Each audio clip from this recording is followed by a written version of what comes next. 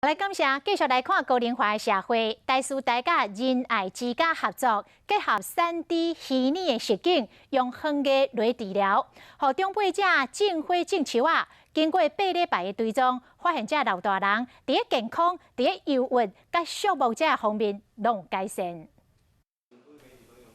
华为的目镜嘛，带你进入不同的世界。大师大研发团队甲3D 虚拟实景结合园艺治疗，互高龄的长者会当对认识食物开始，了解食物的回忆，甲食物相关的金曲等等，互长者免行出户外，就当压花种地甲社交。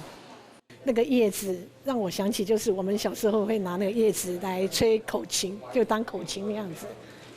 觉得我的童年很快乐。 大师大团队甲收容家收治高考长者真爱之间合作，互袂少行动不便、无方便真济交集长者体验。经过8礼拜追踪，发现接受这套课程了后，这些长者伫整体健康、忧郁、孤独感拢有明显的改善，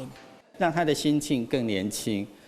让他的身体状态更好。伫国外已经把虚拟实景当作一种治疗方法，帮助瘫痪、感情危机病患会当畅水，回去老厝，免惊出病院，嘛当看到世界。大师大这套系统嘛，希望会当扩展到老人的福利机构，互长者的生命更加有畅快、活动意义。